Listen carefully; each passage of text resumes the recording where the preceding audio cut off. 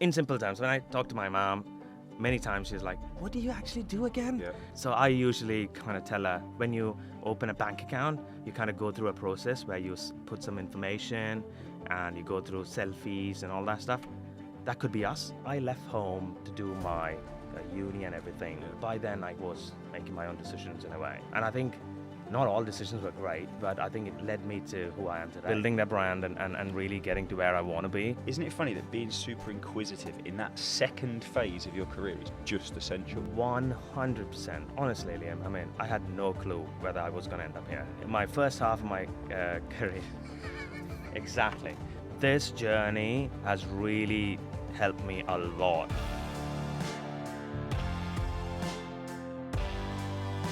I'm excited to do this for a ton of reasons. A, because I love doing this. B, because you've got a good reputation in the industry. Like, people know you and like you, which is not the case for everyone, right? Yeah. And C, because you've got a really interesting role in an interesting company. So, what's your... I like, how do you pronounce your full name? Let's start with that. That's So let's start with that. And your job title and what company? Yeah, cool. I mean, pleasure to be here, Liam. Thank you. It's been a long time coming, and finally we are here. And I'm glad we're doing it now. Yep. Before we close the year. My name is Aravind Narayan. Yeah, right. Gotcha. And trust me, the amount of times people have actually messed it up. What's the worst one you've had? Aragon. It's not worse. It's like, Shut up. yeah. And they came in and like, is that like Lord of the Rings? Someone I'm called like, you Aragon. Yeah, and I'm like, yeah, that one, the archer. Sorry, not the archer, the fighter, yeah, sword fighter. Sorry, it's spelled Aravind, and someone called you Aragon. And I'm like, all right, Brilliant. cool. So That's not what your parents expected. exactly. And this is the reason when I name my kids, for example, I'm like, okay, we have to be a bit more open to like what the Western pronunciation. So my daughter's name is like Tara, Yeah. and my son's name is Dilip, Yeah. which is fine, which is a bit more. It has got an Indian twist to it, but It's hard to get it wrong. Yeah, Aravind was like all the time, which is why the moment I started getting into more into this industry, I was like Av. So Av's the thing. Av's like the thing everyone knows me by, and Yeah. and even on stages they call it. There's like, it's like in wrestling, it's like Aravind Av Narayan. I'm like, okay, yeah. Literally like a boxer's name. yeah. So, and you work at... I work at London Stock Exchange Group. What's the difference between... Because Yes. being naive, I knew the London Stock Exchange. But it wasn't until I worked in this industry that I knew that there was the London Stock Exchange Group. So what is the affiliation and what's the difference? So let's compare, right? NASDAQ, for example. They've got an exchange, and they've got like tons of other data and analytics products around it, like Verifin and all those things that they acquired and brought together. Yeah. They didn't call it a group, but they still go by the brand name NASDAQ. Okay. LSE, obviously one of the oldest stock exchanges in the world, about 200 years of heritage, all of that stuff, which is great. So soon they started building other data assets around it to like, okay, we can support the market and financial market infrastructure by bringing different assets together. And that's how the group was formed. So that's how the whole LSEG came. Yeah. And the group was formed long before they acquired this company called Refinitiv. Yeah. They acquired Refinitiv. And that's how I came into this world, into LSEG umbrella. Gotcha. And so you've got the London Stock Exchange, yeah, which does its thing. Yeah. You've got London Stock Exchange Group, yeah, which is a company that has services for other companies, but it uses some of the information from the London Stock Exchange. Correct. So we've got Exchange. We've got another brand called Data and Analytics. We've got another one called Capital Markets. We have another sub-brand called LSEG FX, which does the whole FX trading business. Yeah. And then we have got LSEG Risk Intelligence. And jeez, so you've got 5 the brands. Exchange, then you've got LSEG, then you've got 5 brands within LSEG. Yeah. Good. And what's your job? So I sit in the London Stock Exchange Group's Risk Intelligence business. And my job, new job, 7 to 8 days in, is I lead the digital identity and fraud proposition within the risk intelligence umbrella. Gotcha. So, What does that mean? Yeah, exactly. So, in simple terms, when I talk to my mom, many times she's like, "What do you actually do again?" Yeah. So I usually kind of tell her, when you open up a bank account, you kind of go through a process where you put some information and you go through selfies and all that stuff. That could be us. When you make a payment to someone and you're like, am I paying to the right Liam? And you add your Liam's bank account details on HSBC and it says, yeah, payment details verified. That could be us. It could be, say, I'm playing a gaming or gambling website. I'm actually doing an online gambling, for example, and you want to kind of enter your information, and it kind of says, "Yeah, you're 18 plus to play." That could be us. So that's LSEG, and then your job within that is to do what? So my job within that is basically, so there's two parts to our sort of LSEG risk intelligence business. One is called the customer and third-party risk business. Okay. And the other one is digital identity and fraud. So customer and third-party risk business is all about AML, bribery, anti-bribery, corruption, enhanced due diligence, all of those things. That's a sub-part of the business. The newly kind of created business unit is digital identity and fraud. Okay. So what that brings is basically, as I said, identity and fraud prevention solutions. Now, my role in the new world is basically, we launch products to market. Always there's a question about the product market fit. Understanding, am I doing the right thing? Yep. Why is certain products not performing? How do we actually evaluate what we want to go, where we want to go in 2025, 26, 27, where we want to take this business? So I kind of sit in that layer to dictate or and discuss and agree with products and the rest of the teams to say, all right, this is the voice of the market. This is where the market landscape is, and this is where we want to go. And I kind of drive that strategy forward and execute on it. So, yeah. What's happening and what should we do? Exactly. Love it. Yeah. Okay, cool. Fascinating. I'm actually really looking forward to working out how you got there, because that's a niche thing, right? It is. Okay. It is. So, but before that, and I've loved these. These have been great. All right. 4 questions. Ooh, okay. Instinctive answers. Yes. If you could have any job in the world for one day, what would it be and why? Only one day, any job. Formula One driver. Yes. Why? Because since I was a child, I've always believed like a hyper fast, hyper competitive environment. I always loved cars, speed. That was my kind of thing. Right from my bicycling days, it was just like, how fast can I go? Yeah. Fall, I break my jaw a couple of times, my knees. All that happened as part of my cycling accidents over the years. Jeez. But that's just kept me going. Yeah. I'm like, that's where I want to be. All right. Well, in an F1 car, you'll have a helmet on, so you'll be safe. Yes. What's the best piece of advice you've ever received? Right. Not from a mentor or any of that, because I never had a mentor, to be honest. Like, really? Okay. I mean, I could call some of the industry sort of LinkedIn connections who I speak regularly could be a mentor in a way, but the best one I got was from a book I read, Feel Good Productivity. It's by a guy called Ali Abdaal, and it was very interesting. What he said was the dopamine that you get by checking off the tasks, the smaller tasks, on a daily basis, is exactly the same as actually accomplishing a massive task. Interesting. So I started adopting it, and I kid you not, the sort of relief I get at the end of the day when I shut my laptop is just phenomenal. Nice. So, I mean, think about like, oh, I have to hit my target is a big thing. Yeah. That'd be looming like, it's crazy. I mean, I can't even think of that. And if I think of that and work towards it without actually any other sub goals within it, I'd actually be burnt out. Just very quick. paralyzes you. Exactly. Yeah. Okay. So yeah. Fascinating. What's the one thing you're really proud of? very proud of my family. Amazing. And my lovely wife, 2 kids. It's just been amazing. Had that always been an ambition for you to have your own family unit? Yes, 100%. Yeah. And I think that like how I looked up to my dad for several things. I want our kids to look up to us and say, Amazing. okay, how we driving this forward, and really teach them lessons in life, such as don't take anything for granted. For example, Nice. it's whatever you have is a privilege. So I kind of try to expose them to different cultures. Amazing. Take them to India when I can on Oh, holidays. yeah, you went in what, December? No.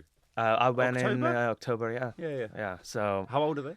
they are, well, my daughter's turning 10 in Jan in about 15 days. Wow. And my son is 4.5. How about that 10 years going like that? Oh God, it's crazy. I mean, you don't want to know. It's interesting, but I can see that it's like very interesting to see. It's like daddy's girl and mummy's boy, and it's like really as of now. Yeah. Things are gonna flip at some point, Yeah, teenagers of and all course. that phase. But it's lovely. I do. It's Super awesome. special. Speaking of children, Yes. what's the most ridiculous thing that you believed as a child? Okay, this is gonna be a bit embarrassing. That's fine. No one's listening. All right. So I have a older sister. Yep. Is it just so there's just the two of you? Yeah, 2 of us. Yeah. So she told me when I was like very young. So like 15. No, about 19. No, about 6. That if you swallow a grape seed, so if you swallow a grape with the seed, it's gonna go in and start grow in your body as a tree and gonna come out of your mouth. And that freaked, The visualization. the plant coming out. Can you imagine that? And that freaked me out for about 5 years because I believed it.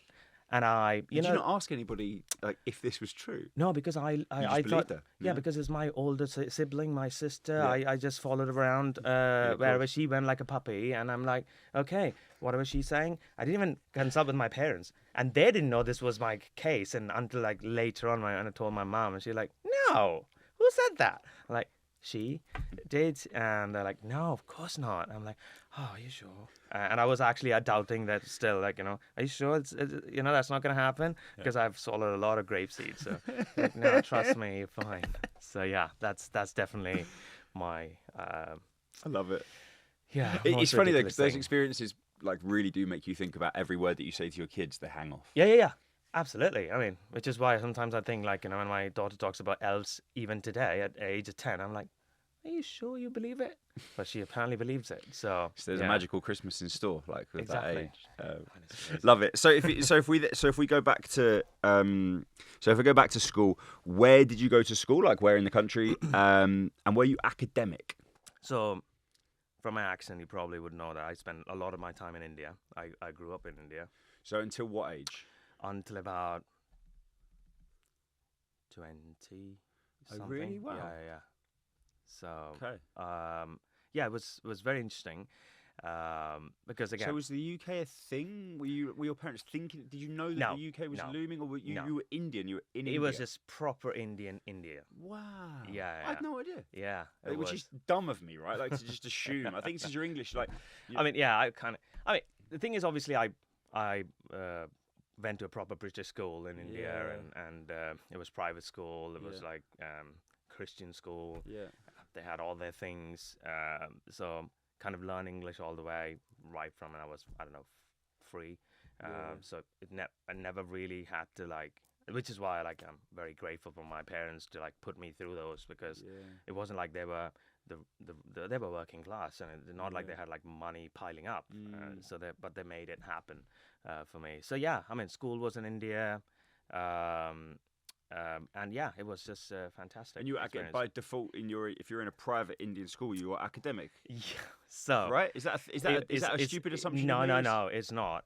I mean, so there are cases where you could be somewhere in the middle because you're but this school was infamous for getting the best and brightest out of those schools. Yeah. Whereabouts in India was it? This was south of India, so a place called Kerala, which is beautiful. very nice. It's coastal as well, right? It's very coastal. Yeah, beautiful. Love my fish, Yeah, eating, catching, all of Yeah, that stuff growing awesome. up. So it was fantastic time. So yeah, I was very academic, and my parents didn't think that anything below top 5 made sense. Yeah. They're like, of course. What do you mean you're 6? I'm like, but I am class, sixth in the class. Like, yeah, but what about the 5 ahead of you? So yeah, so Really? they were very like, because my mom and dad, like, they really studied hard to become, like, my mom was masters in English literature. Mm. That Wow. kind of thing in India at that time was like unheard of. Really? But my dad was a PhD in botany, and he was a scientist, Wow. a plant science. So it's like something like that at that age and that time Yeah. of this is like soon after the British left India, for example. Yeah. Did people didn't think of it like, no way you can be that, Yeah. that sort of stuff. So So there's an aspirational thing in there as well, right? 'Cause Very. your parents would have been doing this, like in academia, would have been doing these amazing things. Absolutely. And so they were always like that. So think about it like my GCSEs in Indian world, my score was like let's say 9. Right. I think 9 is like yeah. I mean, it's like my score was like 93.5 out of 100, Wow. something like that. But then a lot of people in your class, like in that school you were at, would have all been fairly Oh high God, I achievers. was like 6th or 7th in the class. Jeez. And it's like, it put a lot of pressure on me. I mean, let's put it that way, right? I mean, it was a lot of pressure. I was like literally waking up. So waking up early in the morning to do something was like a very normal thing for me now. Yeah. So it's like never like, oh God, I had to wake up. No, it kind of programmed. Yeah. Myself. So does that mean that like because academia was the thing, as you finish high school, Yeah. university is the natural next step? Yeah, because Because you stayed there till 20, right? So did you start university in India? yeah. So I think I kind of, so I think about early 20s. So I left about I think soon after my uni. Okay, so you finished uni in India. Yeah. What did you study at uni? So again, I was so there was always like, oh, was that a path chosen? No, it wasn't a path chosen. It was just that I sat down with my bunch of I had a lot of my relatives and cousins who were like, what did they do to get wherever they were? They were all in good positions in big companies. Yeah. I'm like, what did they do? Oh, they all went for computer science and engineering. I'm like, all right, okay, Indians love computers. I'm gonna just follow the same path. But is that because you didn't really know what you wanted to do? No, Because I I find didn't know. sometimes, and just having spoken to a lot of amazing people Yeah. sat in the seat that you're in, a lot of people just sort of like go with the flow in the early years. Yeah. And it's just decided almost for them Yeah. by the influence around Yeah, them. yeah. It was exactly the same. So it was like, yeah, of course, it's going to be computers. It's going to be math. It's going to be that's what you're going to do. So did you compute? Was it engineering that you did? Yeah. So I did BE, like bachelor's in engineering, Okay. and it was like hardcore computer science. Wow. So coding in Java and So this is what mid 2005, like 2008, 2010, something no like 2000. So I graduated about 2004. that. Okay, fine. Sorry, 2005. Yeah. Something like that. So then you finish uni. Why Yeah. did you come to So this again- little grey island? Yeah. So it was not just no, it was not just like the UK was not the sort of natural transition. Yeah. So I started working initially. I worked Kerala? in Bangalore. Okay. Why? So- Because you went to uni in Bangalore? No, I did my uni in Kerala. Yeah. And I did my uni in Kerala, and there was this like pressure to like get into something. Of course. Because it's like, you finish a uni, your friends started getting into like companies because they came to the campus interviews, started recruiting people. I was not recruited Yeah. because, hear me out, this is a fun fact. Again, the pressure was just always there. I didn't do that well in my uni. Okay. I did well. Let's say I was about the 80% mark, but that was apparently not good enough Yeah. for the companies to take me on. Yeah. So I was like literally left behind in a way. Wow. So that put How a did lot that of make you pressure. feel? Horrible.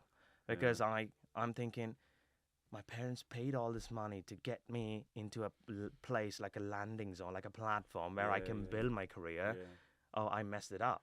And then I started freaking out. So at that time, my sister was working for HSBC in Bangalore. Yeah. And I was like, okay, I got to go stay with her and figure out what I want to do in my life. And she's like, yeah, come on, little boy. Yeah. Come on, Oh, stay with amazing. us, and you'll be fine. And by then, she was always exposed to like corporate culture and figuring out what she wanted to do. So she kind of figured all out in a way. And I'm like, okay, I don't know what to do.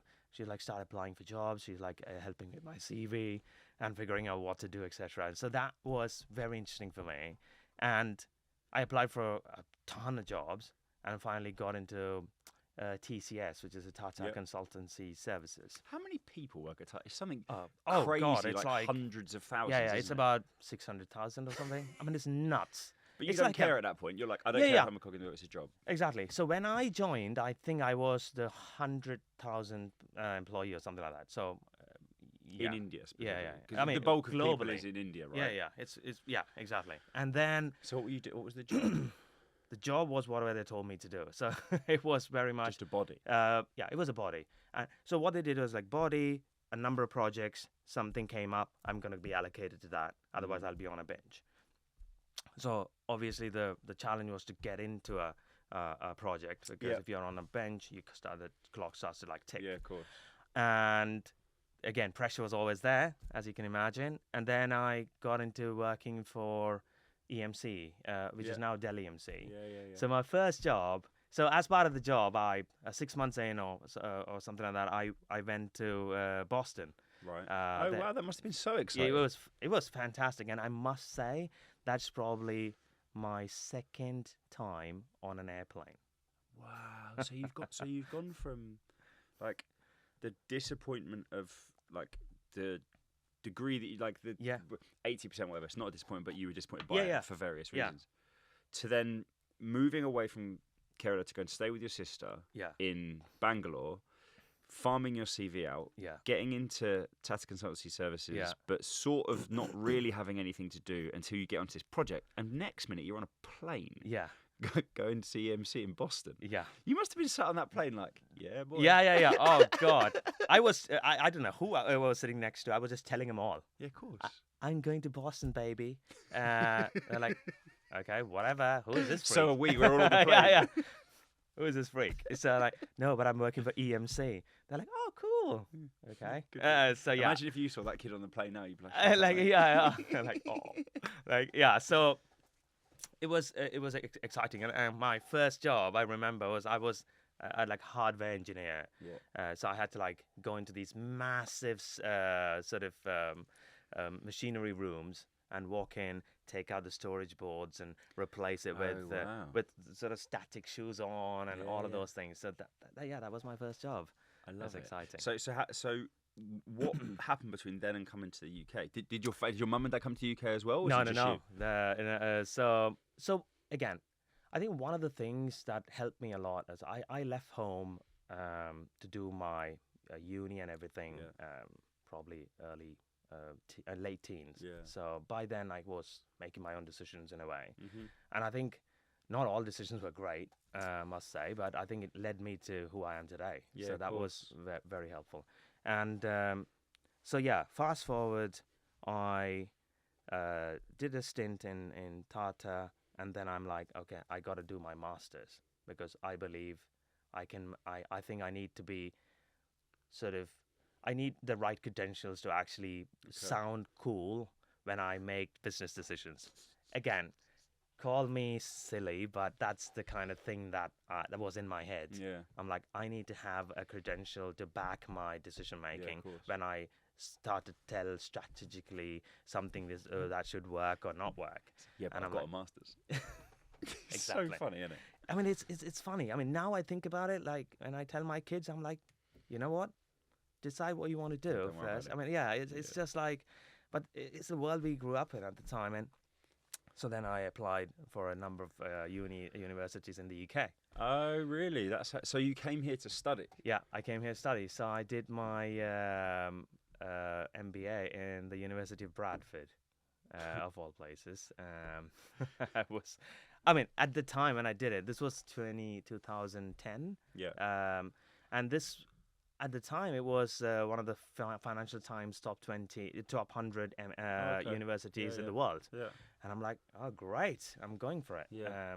And again, you need to be careful about like how much money you can spend and all those things, course. because I was not like, the richest kid in No. town. So But Bradford's cheap, yeah, exactly. comparatively. Reason why I chose yeah. it, and it There's a had big like, Indian community in Bradford as It well, is, right? yeah. Did you find that when you went to Bradford, you naturally gravitated towards the Indian community, No. or did you integrate? I integrated so Yeah, well. good for you. So that's one thing I always think about. Like, I don't always go to a place where, okay, I need to have Indian food, I need to have this, Yeah, a community, I need to celebrate everything. So that way I kind of went with the flow very quickly, Yeah, nice. and I integrated super well with different communities, different people. And that was helpful for me to kind of understand the culture Yeah, of course.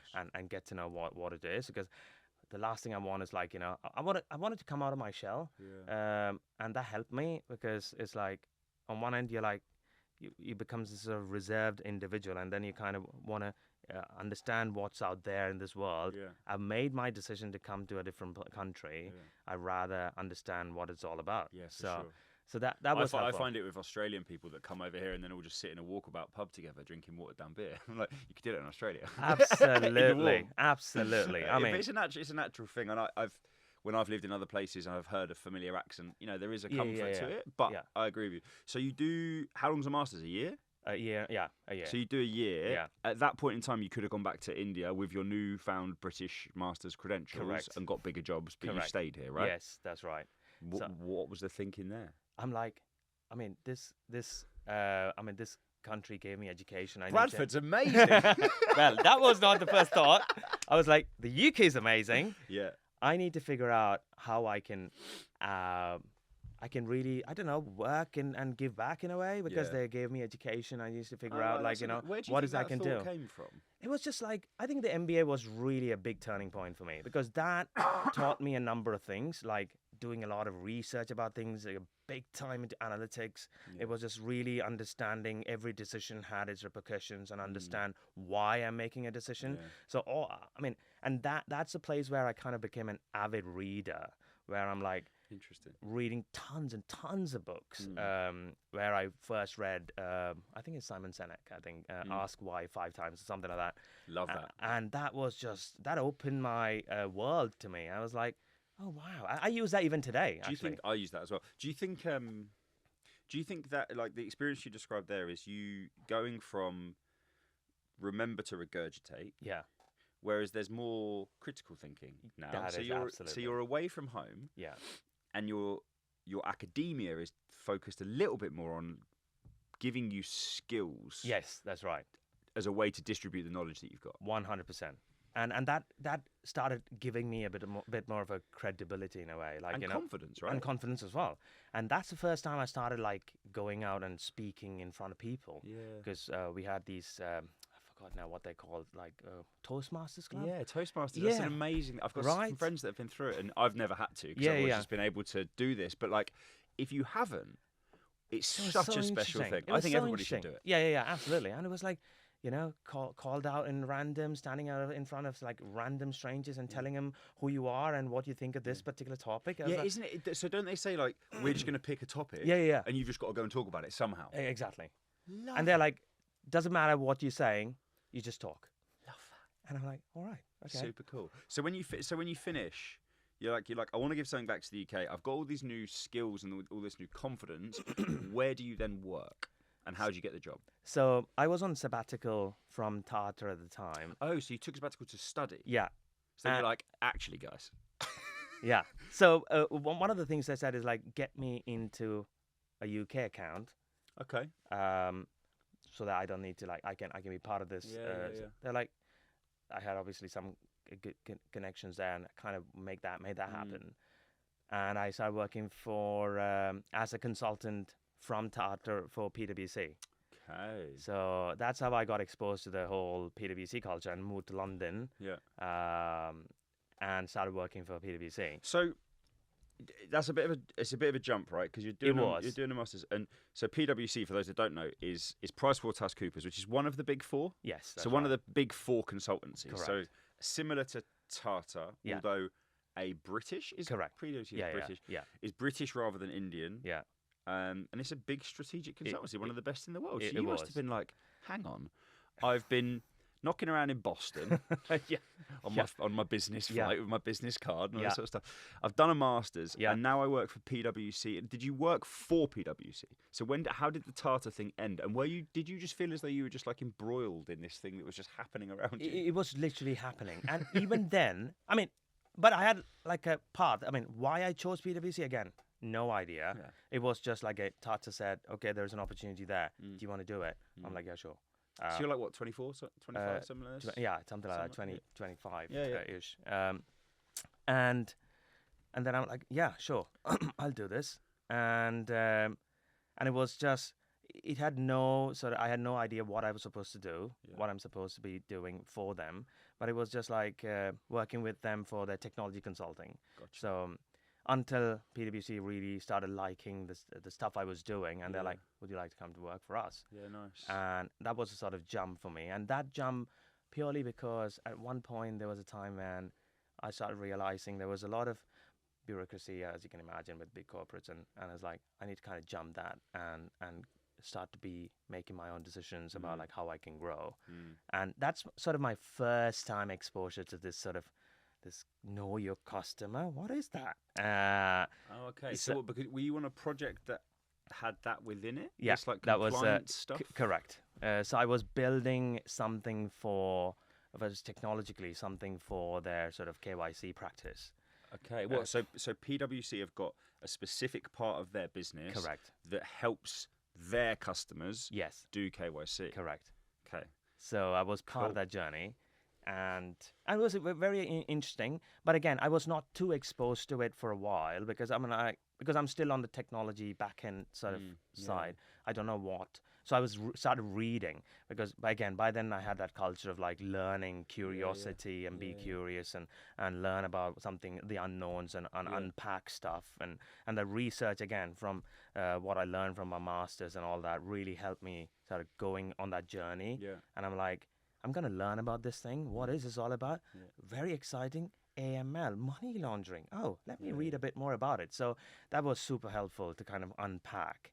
And I'm like, it really helped me to like understand what are the opportunities, what are the challenges, and all of those things. So that helped me build good solutions with the teams involved. Isn't it funny that as you like, after that initial land, like you start your career and you land and you're like, oh, what's going on? But then you sort of start to find your way. Isn't it funny that being super inquisitive in that second phase of your career is just essential? 100%. 100%. Because, I mean, honestly, Liam, I had no clue whether I was going to end up here, right? Because in my first half of my career, exactly. My first half of my career. And I tell you, like, this time I spent with Tata, for example, I was not doing great. Yeah. I had no goals. No objectives. I was like, and I was around the time late teens is when I started doing listening to a lot of heavy metal and rock, and I started drumming. Yeah. And I was just going nuts about drumming. Yeah. And I'm like, work almost became like a thing on the side. Do you feel as though that's like because in your academic life, as you've said, there was a pressure. Yeah. When you then step out of academia, you're rudderless. Exactly. Because you're a little bit like, well, no one's telling me what to do. I'm just going to go smash some drums. 100%. No, literally, that was it. It was like suddenly I came out of the shell and I'm like, I'm getting my money coming into my account and that freedom really made me go fast cars, lots of drumming. Insane music and headbanging. That was it. But then you've it feels like when you get to PwC, you've then like recaptured some of that focus by setting yourself some goals and being inquisitive. How did you go from working at PwC to working at Amazon? Yes. So because they're two very different things. Yeah. So the thing is, when I started to look at started to kind of chalk out my path. I'm like, okay, I know where I want to be. I want to be delve into this industry and understand what the hell is going on, because I was still at the technology back end trying to understand this, but I couldn't actually come in the front and really drive that and understand a bit more from a customer perspective. Yep. So I started looking around, and Amazon Payments UK was like a newly formed entity at the time. Yeah, I remember it. I remember it starting. I remember going to The on one, Curtin Road. yes, Yeah, like up the top. yeah, And that was the first. I that- remember because Matt. and it was it was awesome, and the And they've got practice that little started. stage in there. They've got like a little like Yes. yeah. Oh, guess who I saw there when I was working for them? Go on. One was Ed Sheeran, Did you? and because he came for the Amazon Music Yeah, promotional yeah. launch, and the Passenger. And they used to like bring him like it was nothing. It was like There's money in payments. yeah. Oh God. Anyway, that was fun. But if you're thinking, it's interesting because you're in PwC and you're at like the back office stuff, Yeah. and you're thinking customer. There isn't a more customer obsessed company than Amazon. So then within Exactly. identity, Yeah. I don't know much about Amazon's approach to identity. Yeah. I know security and payments within Yeah. Amazon, but I don't know if they have an identity practice because it would make a lot of sense. Yes, they don't. Wild. Which is wild. Now that could be part of within Amazon Payments. They might have an identity practice, You but think so now? yes, but not like risk and identity solutions. Yeah, They of don't have course. it. So what did you do? Just go, So I'm going to apply for a job at Amazon? so again, going back to my masters, I was obsessed with Amazon as a company. Because of the case studies and Because of the case history and studies, it story. opened up a lot of. So I presented with the 6 of my boys at the time, like a massive thesis on Amazon. Learned a lot about the company, learned a lot about their principles, and I'm like, okay, this is something. What was the somewhere book? I would. The Everything Store? Yes. Was that the book? What a great book that is. I love that. That's awesome. I bet that was actually just your thesis. Yeah, wasn't yeah. It was just like, I was taking some notes from it. That's it. And that's the time when AWS was still forming. and And it look was what that just turned into. yeah, exactly. And I kind of unpacked all of this, and people were like, "Wow, I didn't know Amazon did a lot more than just buying and selling." So anyway, fast forward to Amazon days. I'm like, okay, I gotta apply for this, and I'm like, and then they had a KYC practice recruiting for an analyst or a product manager. So yeah, and I'm like, sweet, I'm gonna go for it. Went through like grueling rounds of interviews. It was fantastic, and was part of the firm. And literally, my learning curve was like whoop. Yeah, I'm sure. Took off really well, and that's when I started to realize there was identity piece in there. There was account verification. There was onboarding. There was KYC. All of those things I was exposed to literally in a very sort of short span. So how long were you there? How many years? A year. A year. Yeah. And what was it you were? Because correct me if I'm wrong, but I think it was something to do with how they validate businesses that are going to go on to Exactly. Amazon. Buyers and sellers. Exactly. Sellers mainly. Sellers mainly. So I was B2B. product. Yeah, I was product managing the Seller Central. They called it. Okay. It was like the platform where globally, I think in EMEA, I was managing the EMEA platform, and that had about 1.5 million sellers from all around the world. Yeah. Basically, so EMEA basically looked after EMEA and APAC. So Fine. all the Chinese sellers, everything coming on We do board. Chinese sellers for our marketplace customers. All right, It's a lot there of you go. fun. It's a lot of fun. It's a lot of fun. And my job was like to build a platform, automate it, and figure out how to bring a bit more automation and new data services into Interesting. this Nice. to sort of streamline onboarding. Of course. So that was It's what I do every single day. exactly. There you go. I mean, so yeah, that was a fantastic experience, and that was a time when then the Refinitiv spin-off happened, and someone asked me, "Hey, do you want to look at their sort of AML screening and KYC solutions? They sell these solutions," and I got exposed to that through Amazon when I was evaluating. Yeah, I was going to say. So, did you get headhunted? Yeah. Okay. So, this is the question I ask almost everyone. Yeah. When was the first time you had a business card and you thought, "Hell yeah"? Was it Amazon or was it LSEG? It's LSEG. Really? Even when you had the Amazon business card, you weren't it's a more senior role at LSEG, right? Yes. So that's the only reason. And you headhunted. Yeah, exactly. So it was like, oh, I think I'm getting to where I want to be. Yeah, fine. So I think now I'm more proud than ever where I am. So I feel like, you know what, the only way is up, and there's no looking back. And Of course. I mean, looking back in a good way. That there are lots of things I can inspire from and take it up. So what was your first role at LSEG? What did they bring you in to do? Because you've been doing this EMEA platform for Amazon seller onboarding. Yeah. Product specific. Correct. Then what? Pre-sales consulting. So that is going into potential customers and in exploring and informing Correct. what the LSEG products That's can true. do within this risk Within intelligence. the risk intelligence, yeah. Cool. It wasn't called risk intelligence at the time. It was just called customer and third-party risk solutions. It was such a mouthful. Equally catchy. Yeah. Yeah, exactly. Some of these compliance businesses do Oh a great job of God, being catchy. it's like anyway. Yeah.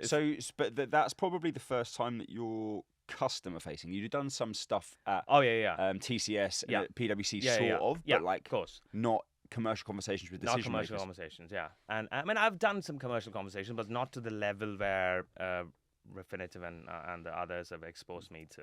You'd have also been going in with really senior people from LSEG as well, 100%, right? So yeah. it's people on both sides that are Absolutely. So they if I think back through my career, the times when I've accelerated the most, it's been when I've been surrounded by really, really good people. Absolutely. I mean, so I think this journey has really helped me a lot in terms of creating my own brand in a way, which is important. Which is absolutely important. I always believe it, and building that brand and really getting to where I want to be, and building even more. So now I have a lot more sort of clear pathway to success, and I know exactly what I want to be doing in 10 years' time. So how long have you been at LSEG now? Now what? Over 6 years now. Wow. Yeah. Because if I think about LSEG, like, I get on really well with Ben Shepherd. Yes. I get on really well with James Murphy. Yeah. Emma Miller. Yeah. Like Charles Gaddy and Bill Sproul. Yeah. Are like good friends. So it seems as though loads of people that are in my world. LSEG's a place where, like, it touches the industry a lot. It does. Because people are either there and leave or are there and influential. Like, Yes. it just has a way of being present, doesn't it? 100%. Why do you think that is? I think it's the brand equity is there, and I think it's got that. Now, if you go and tell the Americans LSEG, they probably would be like, I mean, I come across customers all the time. They're like, London Stock Exchange, oh no, my business is not in London. Yeah. So that's always a brand identity issue that exists. But I think within EMEA, I think there's a big brand equity, and I think and at least in my view, it really gives a best platform if you really want to grow. Yeah. This is the place to be. Yeah. And again, you could jump and go whatever you want to do. You're free to do it. But I think it sets the platform really well. For example, I was so shy to even public speak, even after joining LSEG, for example. Really? Even Refinitiv. I was like, I don't know, I'm nervous. It just gave me like about thousands of opportunities where like, do it. And it was like, not like, are you sure you want to do it? And that really, I overcame this sort of public speaking fear by doing it. Yeah. By doing it over and over again. And do you think the brand helps? Like personally, if I think back to when I joined eBay, I was like, nice, I'll speak. Yeah. Because you get confidence from the fact that you've got this big like brand and logo. And these absolutely people behind you. Do you think that helped? Very much so. It really helped. But at the end of the day, it still comes down to individual, because I know a lot of nervous speakers in our company even today. Yeah. Some of the best speakers are super nervous speakers. They just put a face on it. Yeah, exactly. Someone was talking about Benedict Cumberbatch. I think Simon Pegg's interview. He was saying the Benedict, is like a really nervous guy in public. When the light comes on and the camera's on him, switches. So you've been there 6 years. You've seen a lot of changes. A lot of change. Is that something that excites you about the company? I think so. I mean, I think the space where we are in today and where we have got to, I think it's really shown me, yes, I think we have got a better clarity of where we want to go. And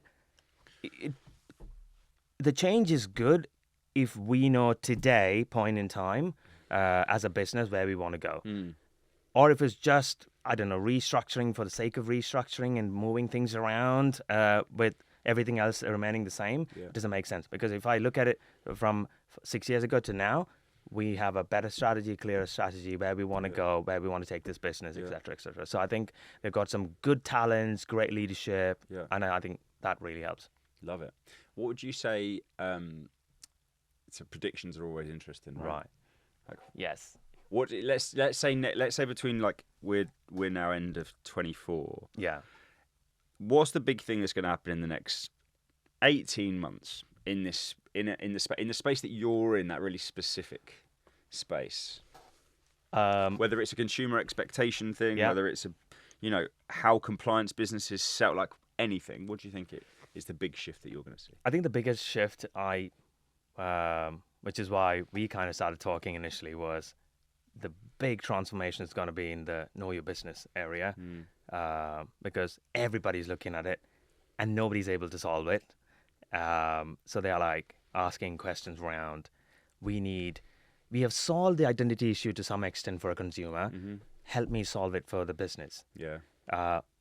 Like, come up with an identity token that can actually live and breathe and refresh and take me from A to B and reduce my onboarding time from whatever weeks. Those metrics are funny, hey, that people are starting to talk about those. Exactly. And it's like, it's not one person. It's like everyone talking about, do you have anything that can solve for this? I'm like, oh, you are like a 17th person that asked me this question today. So that's one.